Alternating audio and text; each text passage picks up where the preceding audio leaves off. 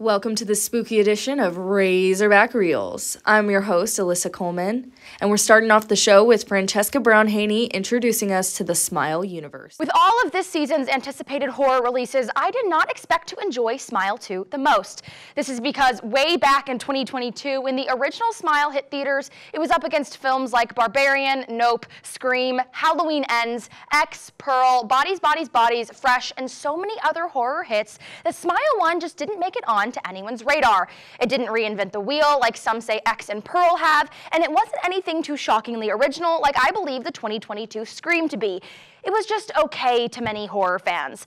Though luckily for the Smile franchise, they released Smile 2, possibly saving the whole project. The marketing campaign for the first film might have been the most original and captivating thing about it, hiring actors to stand in public places like ball games and behind broadcasts and smile in the background. This campaign was executed perfectly for the aim of spreading hype and awareness for its release. So I must warn you, spoilers lie ahead. In the first Smile, we didn't learn much about this entity that is plaguing the world. I mean, we still don't know exactly what it is or where it came from. All we know at the end of this first movie is that something demonic is responsible for an ongoing series of gruesome murders, which it orchestrates through a curse which passes from victim to victim, dating back to an unknown origin. When you're chosen to host this entity, you have about a week until it completely takes over. During this time, victims experience a number of effects that include hallucinations that can last a couple days, insomnia, increased irritability, personality changes, and of course, at the very end, possession. The only way we know to rid yourself of this entity right now is to pass the curse on to another person. Now, there's a couple ways to do this, but I won't spoil anything just yet. We also know this entity is extremely intelligent. It can disguise itself as anyone in your life, make you seem unstable to those around you, and leave you with no one. It can also trick you into believing that you beat it, which has happened in both films.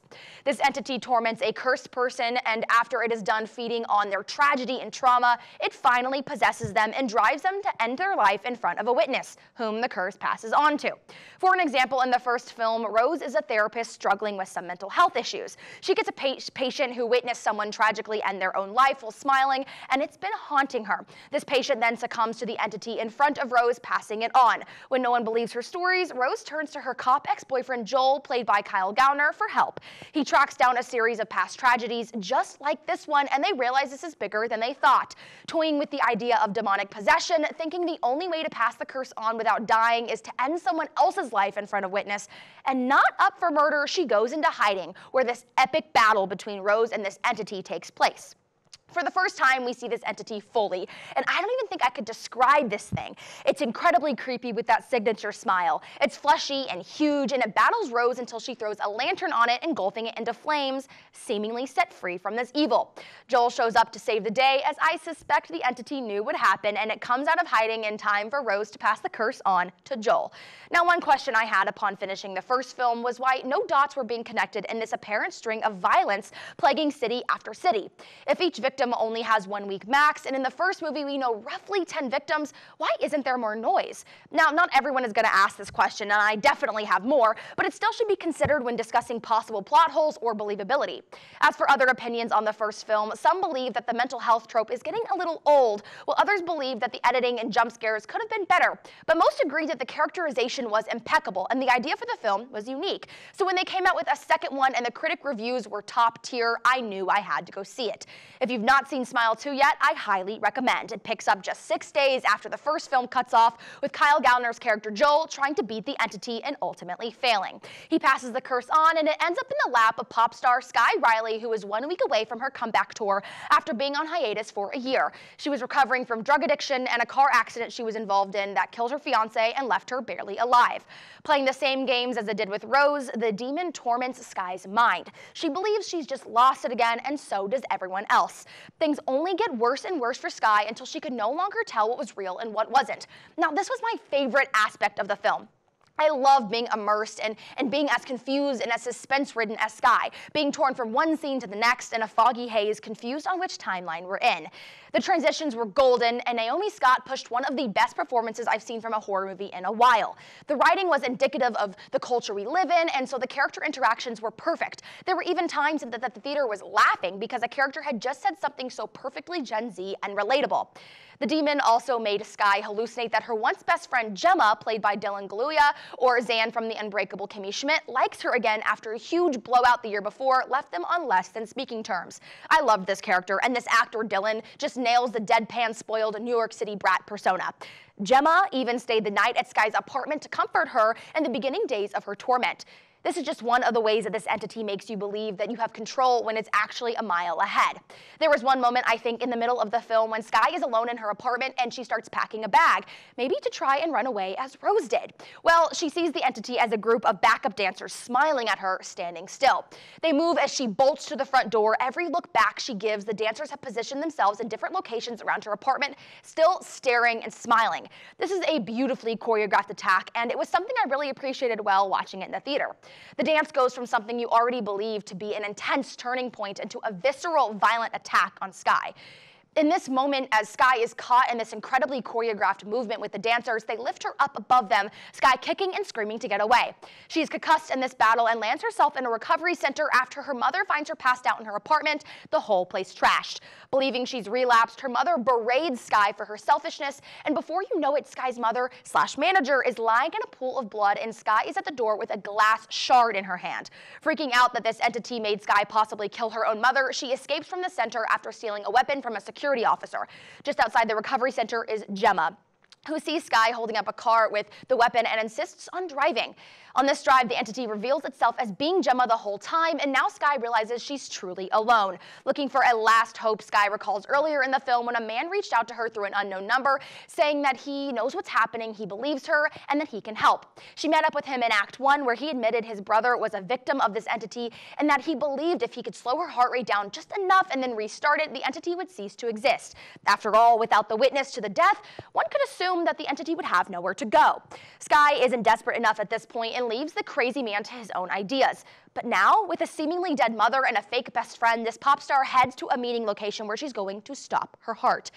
But it's too late. The entity has begun to take control. Locked inside of an abandoned Pizza Hut freezer in hopes to starve the entity and kill it once and for all, the demon appears to Sky in the form of her previous drug-addicted self. None of it was real. Her killing her mother, Gemma, and the man who came to help, it was all an illusion created by this entity. The two battle it out for a moment, the demon winning, ending the battle iconically telling Sky to break a leg out there.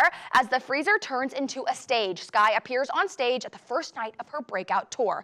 The crowd is cheering, the backup dancers are ready, and right in the front row is Sky's mother cheering her on. She internally battles on stage for a few beats until she looks ahead, staring right at who was in that freezer with her. The demon comes out of Sky's double and possesses her right there in front of everyone on stage. Now, you must remember, Sky is the only one who can see anything, so the crowd freaks out and someone is calling for help, but it looks like she's gonna be okay because she's smiling and she's getting up. The camera pans to the audience as screams erupt, and you can tell by the thousands of faces and the microphone's feedback that it's happening.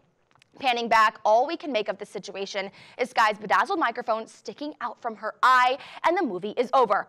And it completely hooked me. I have so many thoughts. First off, I love that this entity doesn't get that much screen time. It really plays into the idea that it must stay camouflaged to enforce as much trauma as it can onto its victims until it's ready to reveal itself. And does this mean that this entity can infect multiple people at once? What happens to this crowd, to the world's perception of all of this? What would that investigation look like? Would we even see it? The media's response to Smile 2 is similar to mine. I've only seen outstanding reviews, many saying that it kicks the debut out of the water. Not only did it do its job at terrifying the audience and me, but it was an amazing movie altogether. I found myself multiple times appreciating how they filmed a specific scene or revealed an entity or hinted at something.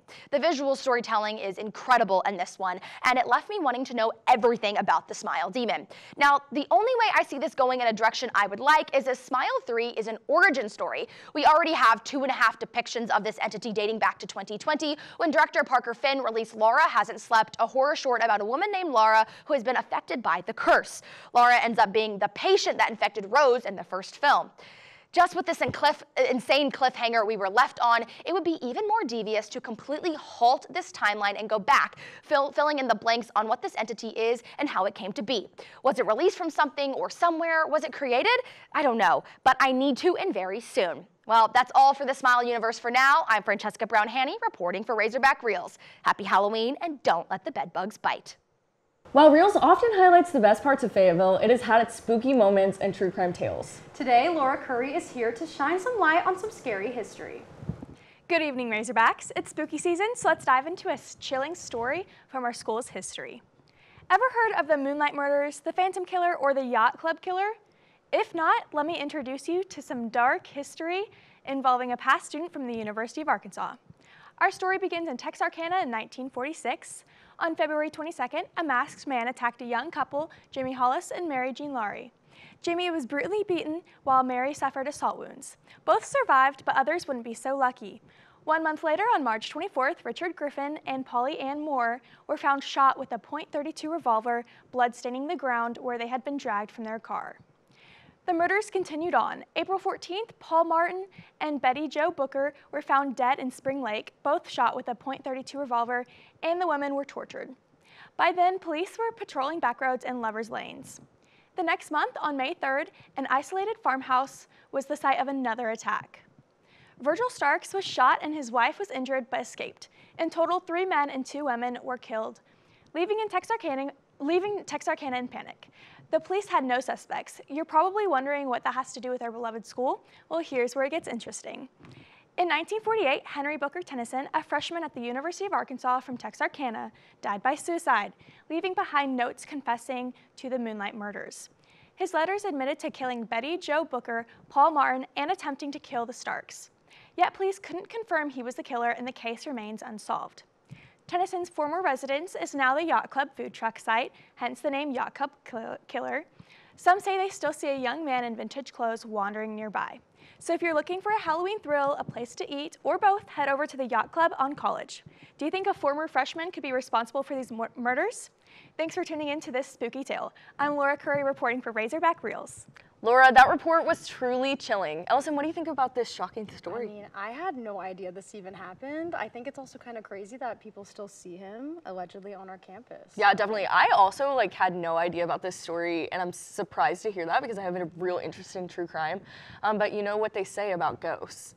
They say that the studio itself is actually haunted.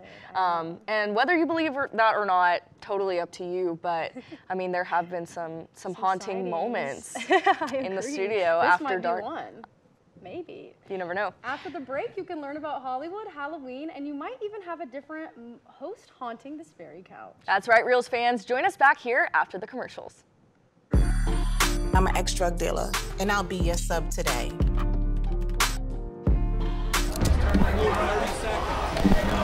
2 milligrams of fentanyl can be lethal. A lethal dose is in here. Who gets it, I won't know. It's cheap, it's potent, and it's profitable. The sad reality is fentanyl is being mixed into everything now. More kids should know. When it comes to making plans, you are the best. Remember the best planned 90 minutes of your life?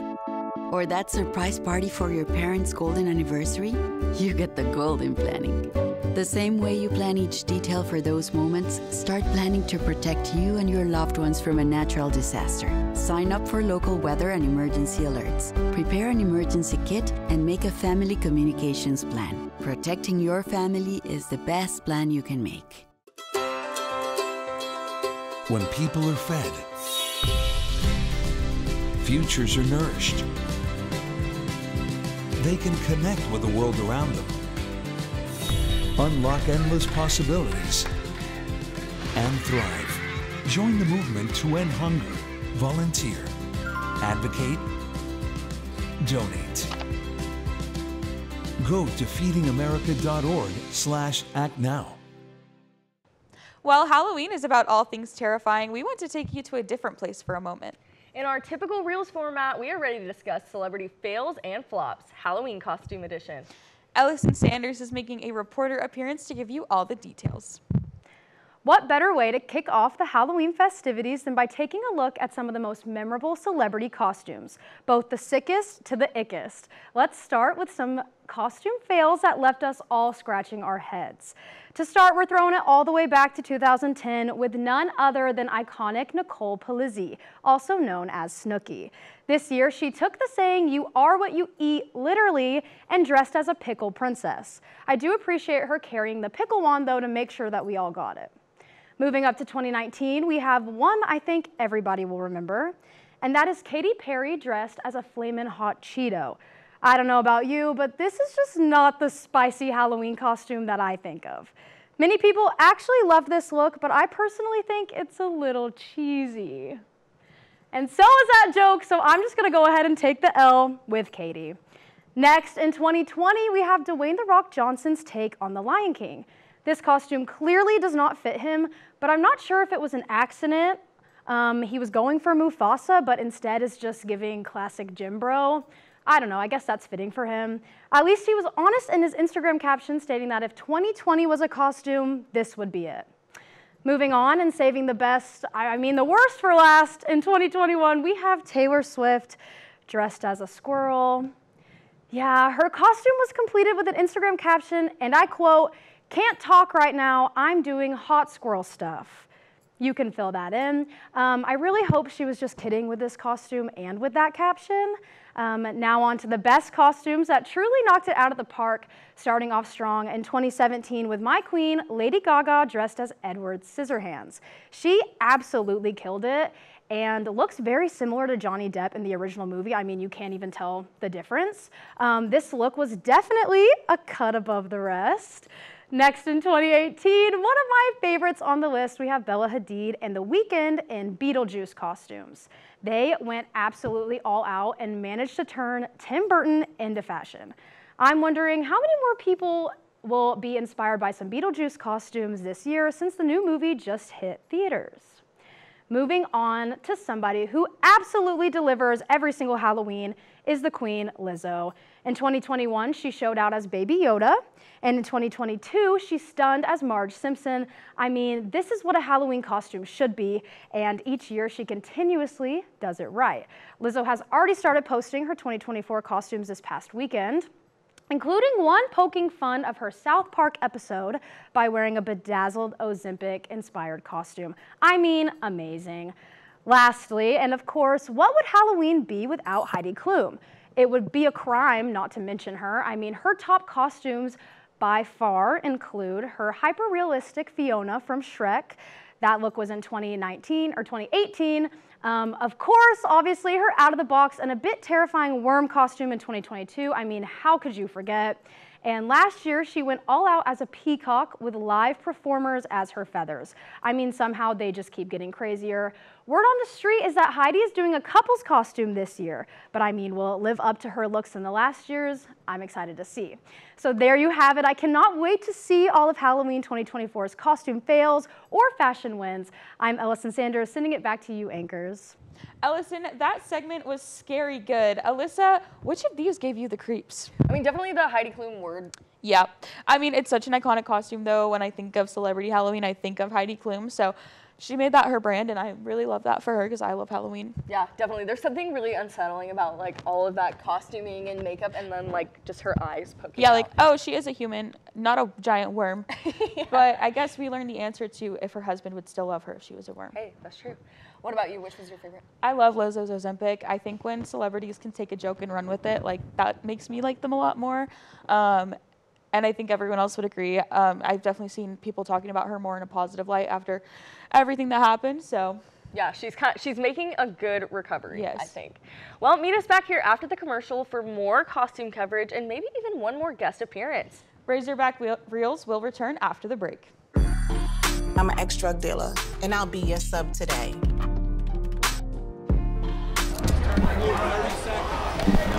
2 milligrams of fentanyl can be lethal. A lethal dose is in here.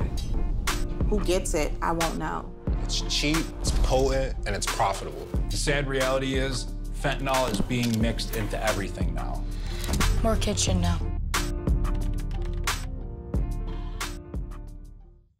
When it comes to making plans, you are the best. Remember the best planned 90 minutes of your life? Or that surprise party for your parents' golden anniversary? You get the golden planning. The same way you plan each detail for those moments, start planning to protect you and your loved ones from a natural disaster. Sign up for local weather and emergency alerts. Prepare an emergency kit and make a family communications plan. Protecting your family is the best plan you can make. When people are fed, futures are nourished. They can connect with the world around them, unlock endless possibilities, and thrive. Join the movement to end hunger. Volunteer. Advocate. Donate.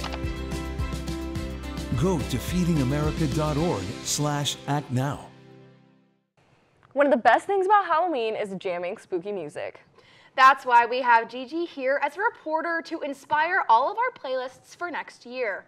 If you want to go from brat girl summer to feeling like someone is following you home while you walk after dark at night, I have the perfect Halloween playlist for you. I'm Gigi Kraemer, and welcome to this witchy edition of Hog Wild Harmonies. Today's topic, that perfect Halloween playlist. Okay, first and foremost, let's get the obvious out of the way. Michael Jackson's Thriller is obviously on this playlist. It simply would not be Halloween without it.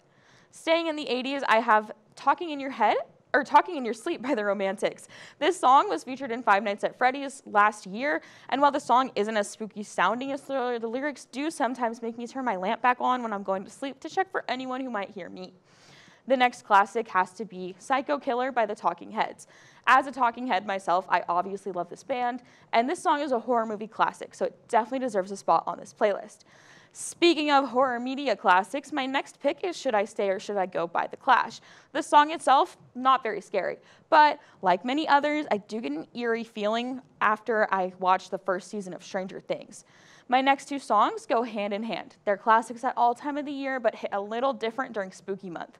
Who Can It Be Now by Men at Work and Somebody's Watching Me by Rockwell are both about feeling like there's someone waiting for you or watching you, but you just can't quite seem to figure out who it is.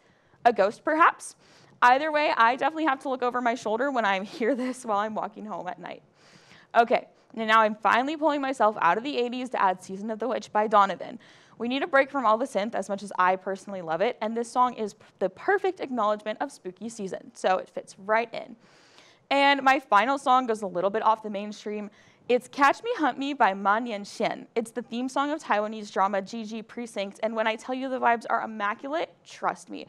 Even if you don't speak Chinese, I think you'll definitely appreciate the Halloween vibes that this gives. And I'm out of time. I would have more if it weren't for my meddling producer, but for now, happy Halloween, and I'm Gigi Kraemer sending it back to the desk. Gigi, what fantastic picks. Francesca, which of these are you ready to hit repeat on? I think Thriller is just a great overarching Halloween classic. I always love listening to that one. The mention of Stranger Things hit out right out of the park as well. What about you? You know, of this playlist, I love the Talking Heads. Like, that's always going to be a classic for me, definitely on repeat during this time of year.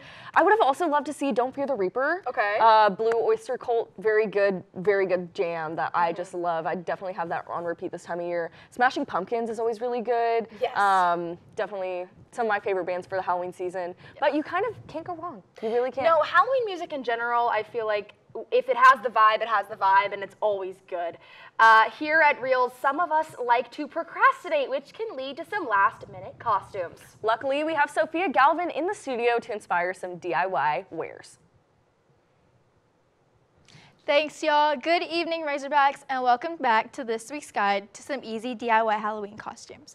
With Halloween being a few days away, we need to have our costumes planned. Whether you're celebrating Halloween one night or all three, it'd be smart to have one costume and at least a backup. And that's what I'm here for. So let's start off with some movie-related costumes.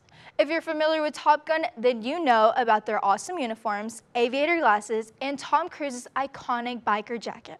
For this outfit, most of the items you need could be lying around in your closet.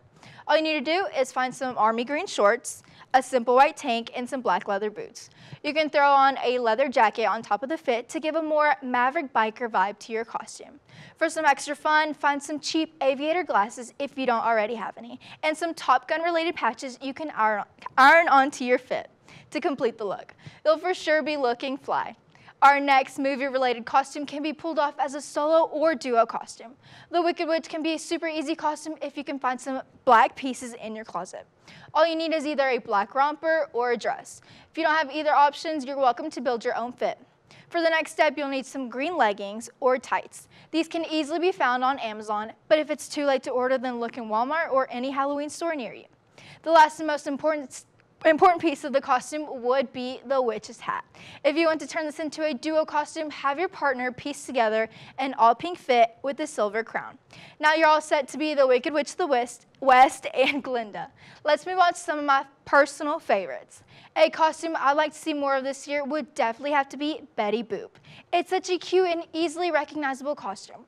All you need is a little red dress and some styling hair products. If you want to spice the outfit up a little, add some gold jewelry, black tights, and a garter. Another underrated costume I think you should try is a flight attendant. This costume leans more to the classier side of the outfits. Any little business casual set or dress will do it. All you need is some long boots and gloves to complete the look. Oh, and you can't forget the matching flight attendant hat if you want to steer away from the "what are you" questions. Last but not least, my favorite DIY costume I've been seeing everywhere is Fancy Nancy. If you've never read Fancy Nancy growing up, then you're missing out. Fancy Nancy is a book about a young girl who is into anything fancy. Since she's the only fancy person in her family, her job is to teach her family lessons in being fancy. Now that we know the backstory, we can assume what the costume will look like. For this, you can honestly just piece any dramatic pieces together in your closet. Find your boldest accessories and a gold crown to finish the look. If people don't get your costume right away, then they weren't cool enough to read Fancy Nancy. That is all I have for today for my Halloween guide to easy DIY costumes. Make sure you stick around for more Halloween segments coming up. Reporting for Razorback Reels, I'm Sophia Galvin. Sophia, those ideas are simply terrific. Unfortunately, that's all the time we have for our Halloween special. We will catch you goblins back here next time for Razorback Reels. I'm Francesca Brown-Hanny. And I'm Alyssa Coleman. Have a wonderful night and a safe Halloween.